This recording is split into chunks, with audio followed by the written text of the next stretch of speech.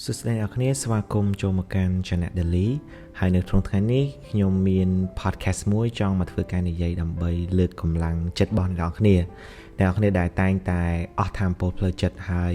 ពួកយើងត្រូវតែផ្ដោតទៅលើថាមពលផ្លូវចិត្តដោយសារផ្លូវចិត្តពិតជាសំខាន់មែនទែនអញ្ចឹងនៅក្នុងថ្ងៃនេះខ្ញុំចែករំលែករឿងរបស់ខ្ញុំក្នុងមួយថ្ងៃហ្នឹងតើខ្ញុំបានធ្វើរឿងអ្វីដែលធ្វើខ្ញុំសប្បាយចិត្តហើយវិធីសាស្ត្រដែលខ្ញុំធ្វើក្នុងថ្ងៃនេះវាអាចនឹងជួយទៅកាន់បងប្អូនទាំងអស់គ្នាឲ្យអនុវត្តទៅអ្នកនរគ្នាសប្បាយចិត្តដែរជានៅក្នុងថ្ងៃនេះខ្ញុំពិតជាសប្បាយចិត្តមែនទែនដោយសារខ្ញុំបានធ្វើរឿងមួយរឿងហ្នឹងគឺការប្រជុំបែងចែកការងារប្រចាំខែមិនបានខ្ញុំសប្បាយចិត្តនៅពេលដែលខ្ញុំធ្វើការងារនឹងរួចរាល់ដោយសារការងាររបស់ខ្ញុំអត់ជាប់គាំងអត់រាំងស្ទះនៅពេលដែលខ្ញុំប្រជុំបែងចែកការងារ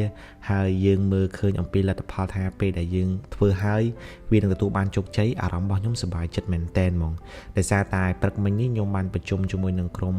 marketing ហើយពួកយើងបានពិភាក្សាគ្នាប្រហែលជា7 ម៉ោងយើងនិយាយអំពីការបែងចែកការងារការអនុវត្តការងារហើយនឹងរបៀបក្នុងការប្រតិបត្តិការងារហើយជាពិសេសយើងបានកំណត់ deadline ច្បាស់ថាយើងនឹងធ្វើវារួចរាល់នៅពេលណា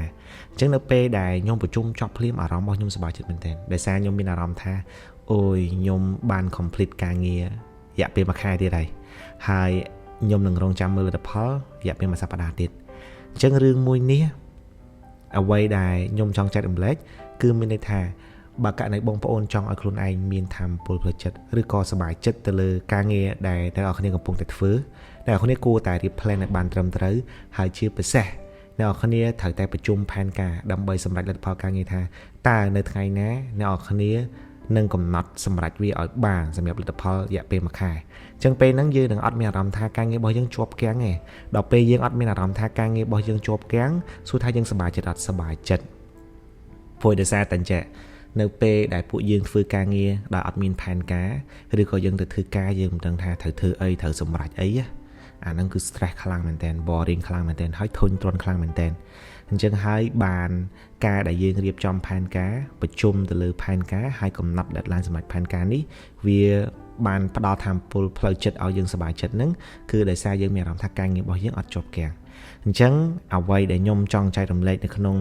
podcast ដែលខ្ញុំកំពុងតែនិយាយឬក៏ចែករំលែករឿងដែលធ្វើខ្ញុំសប្បាយចិត្តនេះគឺខ្ញុំចង់ឲ្យអ្នកគ្នាយកវាទៅអនុវត្តបើករណីអនុវត្តទៅជោគជ័យអ្នកគ្នាពេលដែល complete ការងារប្រចាំខែឬក៏ប្រជុំសម្រាប់លទ្ធផលការងារឲ្យអ្នកគ្នាសប្បាយចិត្តអញ្ចឹងវិធីសាស្ត្រហ្នឹងប្រកាសជាត្រូវសម្រាប់ខ្ញុំត្រូវសម្រាប់អ្នកគ្នាប៉ុន្តែបើករណីអ្នកគ្នាអនុវត្តទៅមើលទៅថាដូចតែអត់សូវសប្បាយចិត្តដែរអញ្ចឹងពួកយើងនឹងរកវិធីសាស្ត្រផ្សេងទៀតប៉ុន្តែក្នុងថ្ងៃនេះខ្ញុំសប្បាយចិត្តទៅលើរឿងហ្នឹងដោយសារតែនៅពេលដែលខ្ញុំធ្វើរឿងហ្នឹងហើយខ្ញុំមានអារម្មណ៍ថាស្រាលខ្លួនមែនតើប៉ុន្តែមិនមែនមានថាស្រាលខ្លួនហើយអត់មានអីធ្វើទៀតទេណាយើងប្រជុំផែនការយើងត្រូវអនុវត្តអញ្ចឹងស្អែកខ្ញុំនឹងមានបេសកកម្មថ្មីក្នុងការអនុវត្តទៅលើផែនការប្រចាំខែរបស់យើងទាំងអស់គ្នាហើយក្រុមការងាររបស់ខ្ញុំក៏គាត់អត់ stuck ការងារដែរព្រោះដោយសារពេលប្រជុំហើយគាត់ដឹងថាខ្លួនគាត់ត្រូវធ្វើអីហើយអ្វីដែលសំខាន់មនុស្សដឹងតែខ្លួនឯងត្រូវធ្វើអីអានឹងបានគាត់អត់ធុញទ្រាន់តែបើករណីអត់ដឹងទេថាមពលផ្លូវចិត្តធ្លាក់ចុះមែនតើអញ្ចឹងអ្នកទាំងអស់គ្នាវិធីសាស្ត្រដែលខ្ញុំធ្វើឲ្យខ្លួនឯងរីករាយក្នុងថ្ងៃនេះគឺការសម្រេចការប្រជុំទៅលើផែនការការងារប្រចាំខែអញ្ចឹងកុំភ្លេចយកវាទៅអនុវត្តទាំងអស់គ្នាណាហើយសង្ឃឹមថាអ្នកគ្នាស្ដាប់ podcast នេះហើយនឹងមានគន្លឹះថ្មីដែលត្រូវអនុវត្តហើយចាប់ផ្ដើមមានកម្លាំងចិត្តមកវិញដើម្បីបំពេញផែនការរបស់យើងប្រចាំខែអរគុណបាយបាយអ្នកនរគ្នា